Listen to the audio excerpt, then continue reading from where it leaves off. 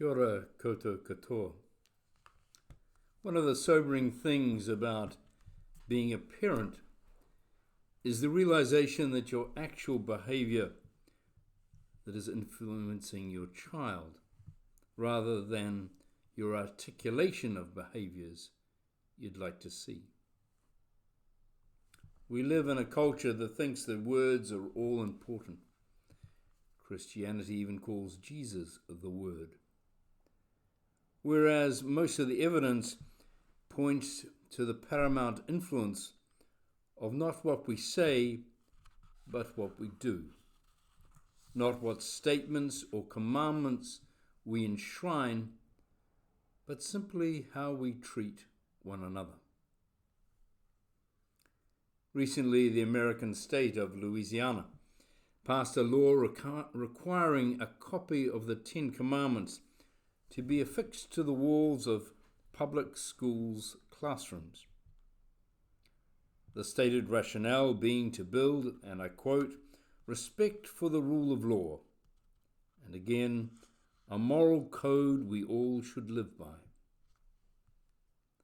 The unstated rationale is that the U.S. Supreme Court has opened a window that encourages those who want to enshrine Christianity's dominance in law to have a try.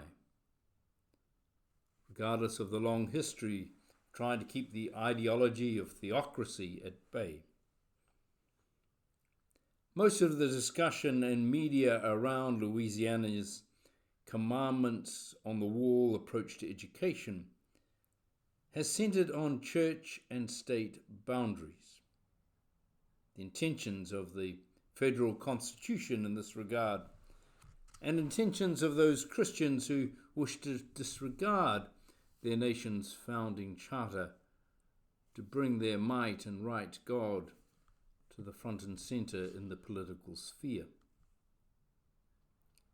Personally, I find it intriguing not only that proponents think nailing words to a wall will influence the young, but they should choose these particular words. I wonder whether they realize that these utterances, not commandments, are Jewish, and that the Torah, the first 5 books of the Bible, has 3 versions of them. And some of the words differ between versions, and some from the 2 main Christian interpretations, Catholic and Protestant.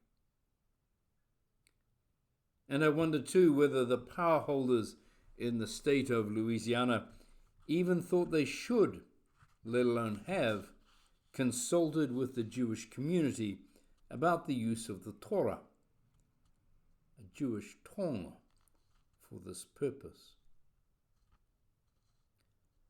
The Torah contains 613 do's and don'ts, not just 10.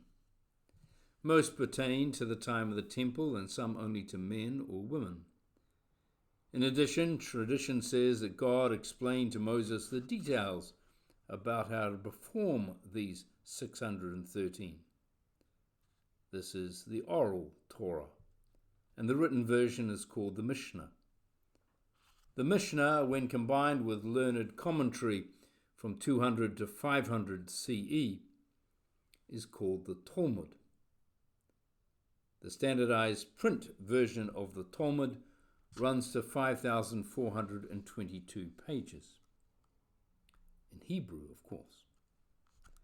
To put all this up on the walls of public classrooms would save on the cost of wallpaper or paint. Not that Jews want their sacred texts to be used as wallpaper, or for that matter to be used as pawns in the games of Christian right-wing theocrats. Rabbi Jeffrey Salkin also points out the 10 utterances, seeming beloved of these right and light Christians, are too easy, too basic. Like Helena Stainer Rice greeting cards, this is the pleasant, perfumed version of religion that not many can take offense at. I mean, What parent doesn't want to be honored? Who wants to be murdered? Who wants their possessions stolen? To paraphrase Jesus, these utterances aren't asking you to sell all your own and distribute the money to the poor. Salkin suggests, seriously, not that he thinks Louisiana would take him seriously, that better utterances, commandments, would be found in the Holiness Code of Leviticus 19. Like verse 9, leave the corners of your field for the poor. This is the utterance to both engage in charitable acts and to plan your farm, your business, around always providing something for those in poverty. Foregoing tax cuts could do this, but it will cost you. Like verse 13, the wages of your neighbor shall not remain with you until morning. So, pay your workers on time. Don't make someone damage their dignity by pleading or waiting for what's due to them. Treat your workers as you yourself would like to be treated, but it will cost you. Like verse 14, don't insult the deaf or put a stumbling block before the blind. This means, says Salkin, not to take advantage of those with disabilities. Although in the rabbinic tradition, putting a stumbling block before the blind also means taking advantage of someone whether they have a disability or not. Like verse 15, do not render an unfair decision. Do not favor the poor or show deference to the rich. In other words, create a society that centers itself on indiscriminate justice for all, rather than favoring which political party, power faction, or religion has the most votes, money, or other leverage. This is like verse 36. Have honest weights and measures. This verse 2 is about creating a society based on fairness, where all weights and measures, the systems of decision-making, taxation, wages, etc., are transparent and equitable, not favoring the powerful or those of a particular race, wealth, gender, marital status, or creed. Back to verse 16. Do not stand idly by while your neighbor bleeds.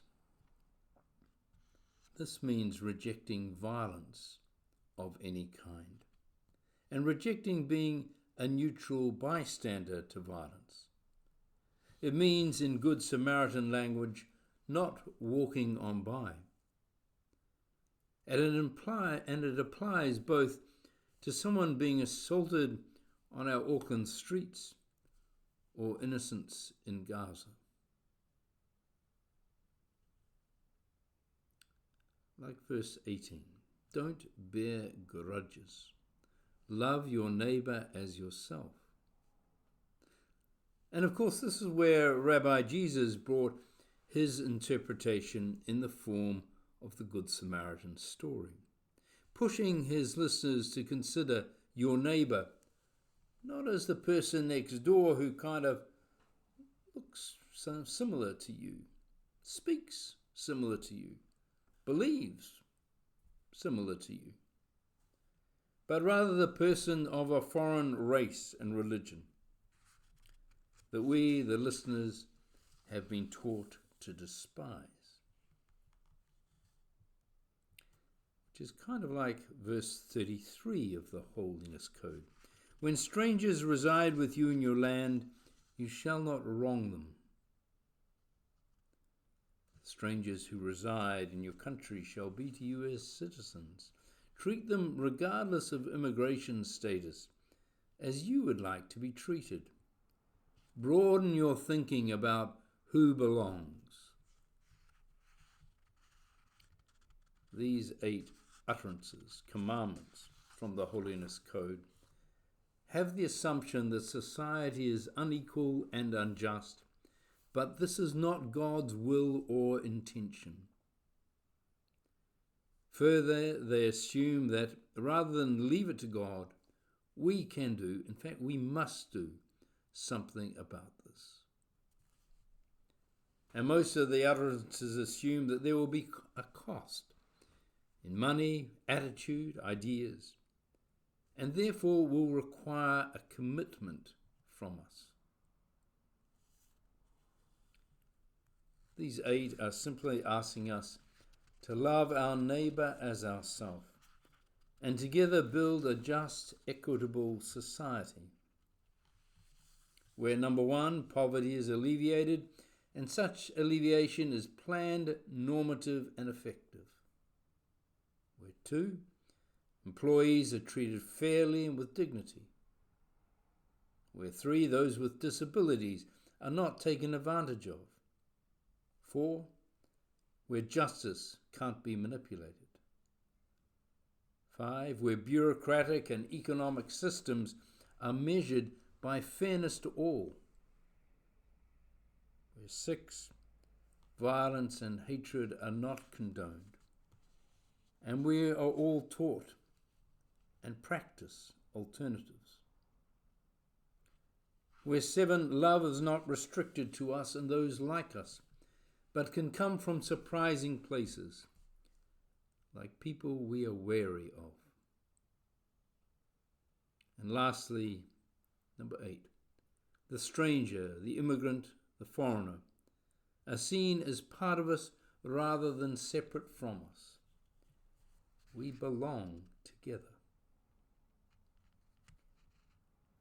Note that these 8 utterances also don't mention God. There's no belief system being promoted here, save simply to love your neighbour and together build a just, equitable society.